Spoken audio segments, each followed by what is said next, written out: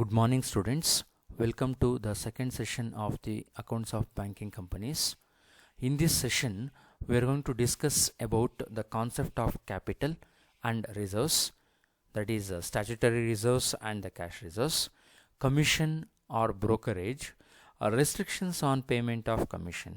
Okay, ಈ ಒಂದು session complete ಆಗೋ ಅಷ್ಟಕ್ಕೆ ಸ್ಟೂಡೆಂಟ್ಸು ಯಾವುದನ್ನು ಕಲ್ತ್ಕೋಬೋದು ಅಂತ ಹೇಳಿದ್ರೆ ಈ ಒಂದು ಸೆಷನಲ್ಲಿ ಕಾನ್ಸೆಪ್ಟ್ ಆಫ್ ಕ್ಯಾಪಿಟಲ್, ಬಂಡವಾಳದ ಪರಿಕಲ್ಪನೆ, ರಿಸರ್ವ್ಸಲ್ಲಿ ಬಂದಾಗ ಎರಡು ರೀತಿಯಂಥದ್ದು, statutory reserve and cash reserve, ಶಾಸನಬದ್ಧ ನಿಧಿ ಮತ್ತು ನಗದು ನಿಧಿ, commission, brokerage, restrictions on payment of commission.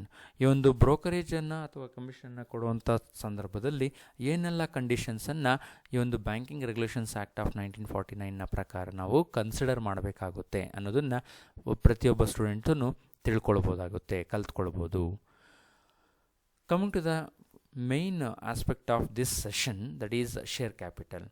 A share capital of a banking company can be raised only by issue of equity shares as per section 12 of Banking Regulations Act of 1949. 1949ರ banking ಕಾಯ್ದೆಯ ಪ್ರಕಾರವಾಗಿ section 12ನ ಪ್ರಕಾರ any banking company can raise only in the issue of equity shares. The capital can be raised by issuing the equity shares only. This is the first important aspect. Then the second is the subscribed capital of the banking company. Subscribed capital of the banking company must be at least 1/2 of the authorized capital. Authorised ಕ್ಯಾಪಿಟಲ್ನ 50%ನಷ್ಟು subscribed capital ಆಗಿರಬೇಕು ಈ ಒಂದು banking ಕಂಪನಿಯಲ್ಲಿ. And the paid up capital must be 1/2 of the subscribed capital. Paid up capital ಎಷ್ಟಾಗಿರಬೇಕಾಗುತ್ತೆ ಅಂತ ಹೇಳಿದ್ರೆ ಈ ಒಂದು ಸಬ್ಸ್ಕ್ರೈಬ್ಡ್ ಕ್ಯಾಪಿಟಲ್ನ 1/2 ಆಗಿರಬೇಕು, 50% ಆಗಿರಬೇಕು. This is as per the section 12 of banking regulations act of 1949. Then with regard to the private banks which are registered as a public limited companies under the companies act of 1956 must have a minimum paid up capital of 100 crores. 100 ಕೋಟಿ ರೂಪಾಯಿ ಬಂಡವಾಳವನ್ನು paid up capital ಆಗಿ ಈ ಒಂದು private banks, ಯಾವೆಲ್ಲ private banks public limited company ಅಂತ ಹೇಳಿ ನಮ್ಮ ದೇಶದಲ್ಲಿ ರಿಜಿಸ್ಟ್ರೇಷನನ್ನು ಮಾಡ್ಕೊಂಡಿರ್ತಾವೋ ಅವು ಕನಿಷ್ಠ 100 ಕೋಟಿ ಬಂಡವಾಳವನ್ನು ಪೇಡ್ ಅಪ್ ಕ್ಯಾಪಿಟಲ್ ಆಗಿ ಹೊಂದಿರಬೇಕು. This is with regard to the private banks condition as per the capital, share capital. Then the another aspect is the capital adequacy ratio of all the banks operating in India must be 8%. ಈ ಒಂದು ನಮ್ಮ ದೇಶದಲ್ಲಿ operate ಆಗ್ತಾ transaction ಮಾಡ್ತಾ ಇರೋಂಥ ಅಥವಾ ವರ್ಕಿಂಗಲ್ಲಿರುವಂಥ ಒಂದು ಬ್ಯಾಂಕಿಂಗ್ಗಳು ಪ್ರತಿಯೊಂದು ಬ್ಯಾಂಕೂ CAR ಕ್ಯಾಪಿಟಲ್ ಅಡಿಕ್ವೆಸಿ ರೇಷಿಯೋ ಅಂತ ಹೇಳಿ 8%ಅನ್ನು ಮೇಂಟೈನ್ ಮಾಡಿರಬೇಕಾಗಿರುತ್ತೆ. And it should be 10% by 2002 onwards 10% ಆಗಿರುತ್ತೆ. CAR refers to the percentage of capital and reserves to the extent of the assets of the bank. Assets ಮತ್ತು ಕ್ಯಾಪಿಟಲ್ ಆ್ಯಂಡ್ ರಿಸರ್ವ್ಸ್ನ ನಡುವೆ ಇರುವಂಥ ಒಂದು ಸಂಬಂಧವನ್ನು, ರಿಲೇಷನ್ಶಿಪ್ಪನ್ನು ನಾವು ಕ್ಯಾಪಿಟಲ್ ಅಡಿಕ್ವೆಸಿ ರೇಷಿಯೋ ಮುಖಾಂತರವಾಗಿ ಎಕ್ಸ್ಪ್ರೆಸ್ ಮಾಡ್ತೀವಿ. Then coming to the reserves, ನಿಧಿ ಅಥವಾ ನಿಧಿಗಳು ಅಂತ ಅಂದ್ಬಿಟ್ಟು ಹೇಳ್ತೀವಿ. The reserves are of two types. One is statutory reserve and another is cash reserve.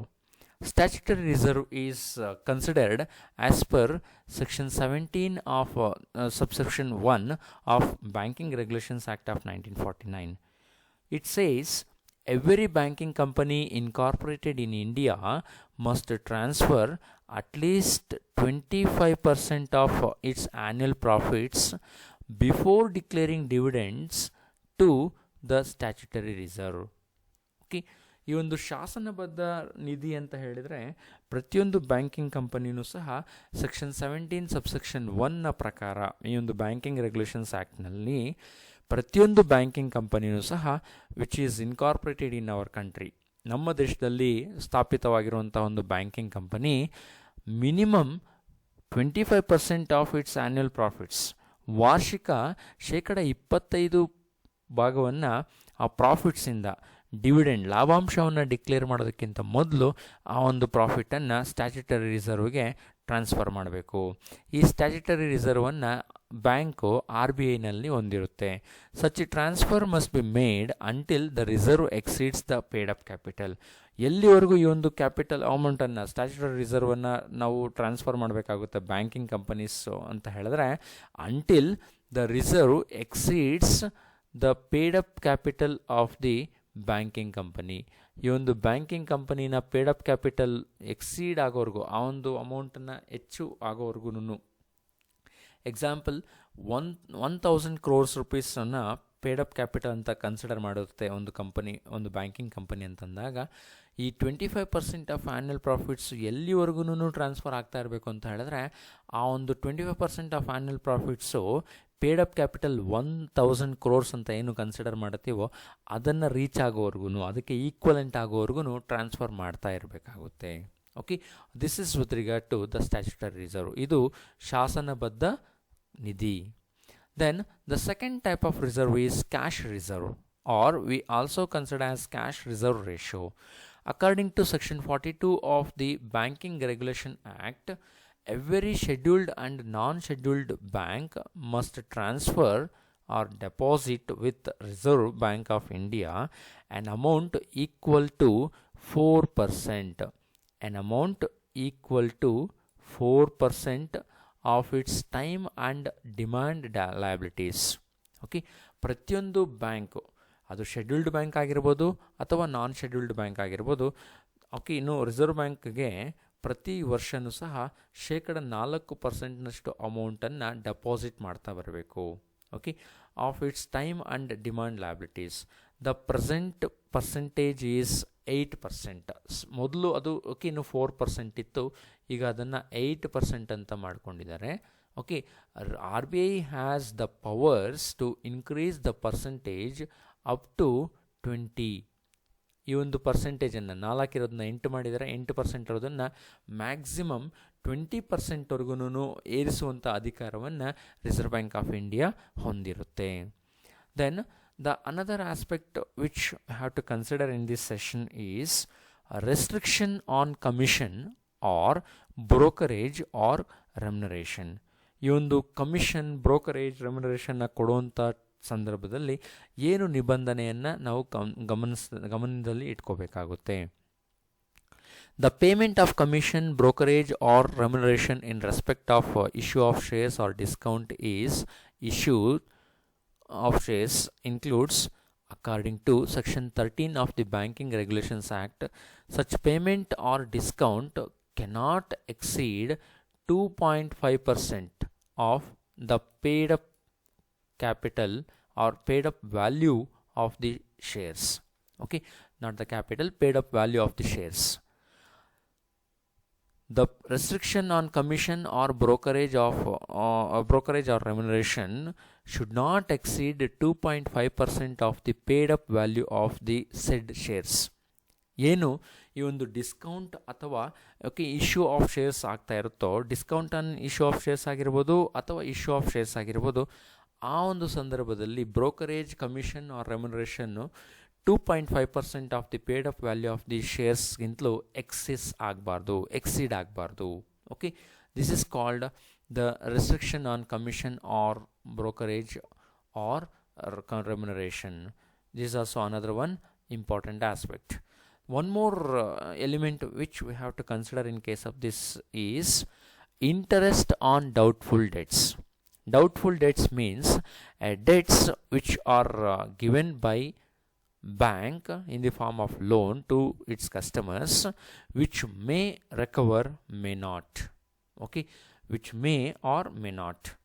ಈ ಒಂದು ಕೆಲವು ಸಾರಿ ಸಾಲಗಳನ್ನು ಕೊಟ್ಟಿರುವಂಥ ಒಂದು ಬ್ಯಾಂಕು ಗ್ರಾಹಕರಿಂದ ವಸೂಲಿ ಮಾಡಲಿಕ್ಕೆ ಆಗಿರೋದಿಲ್ಲ. ಅದನ್ನೆಲ್ಲವನ್ನು ನಾವು ಓಕೆ ಇನ್ನು ಸಂಶಯಾತ್ಮಕವಾದಂಥ ಸಾಲಗಳು ಅಂತ ಹೇಳ್ತೀವಿ.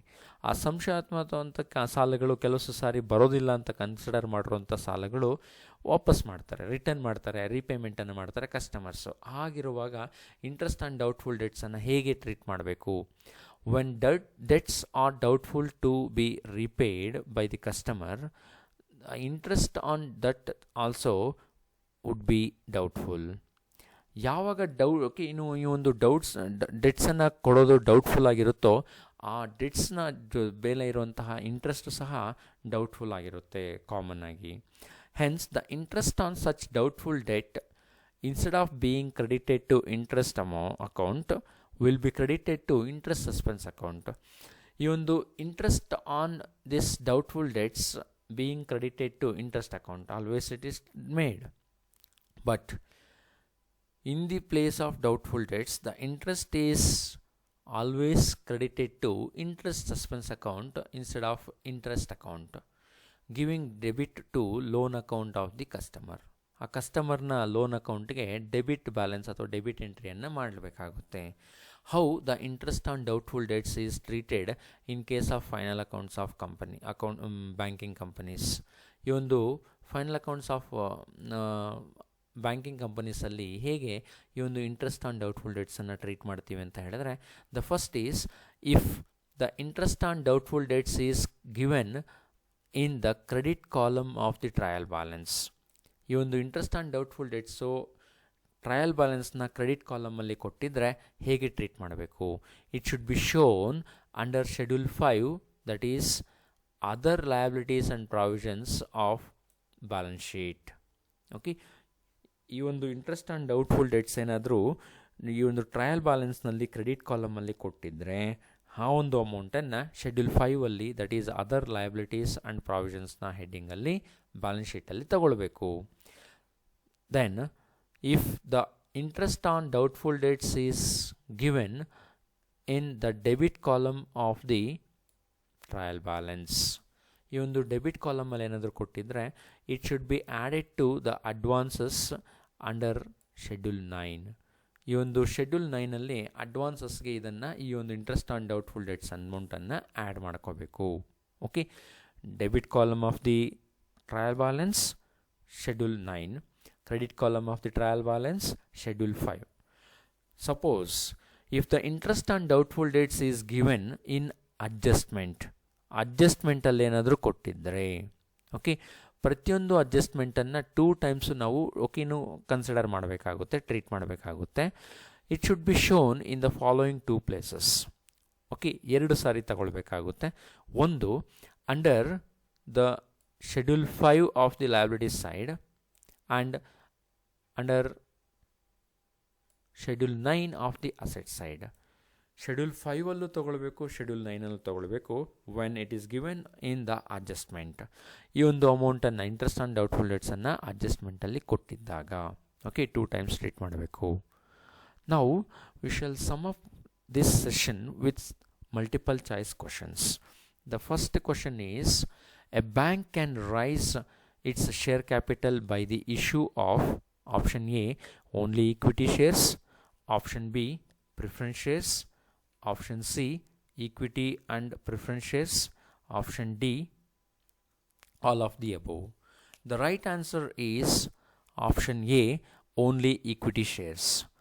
Second question is, what is the present percentage of capital adequacy ratio, that is CAR? Option A 8%, option B 9%, option C 10%, option D 12%. The right answer is option C 10%. The third question is, what is the maximum percentage of discount or commission allowed as per section 13 of Banking Regulations Act? Option A 2%, option B 3%, option C 2.5%, option D 4%. The correct answer is option C 2.5%. The fourth question is, how do you treat the interest on doubtful debts if it is given on credit column of the trial balance?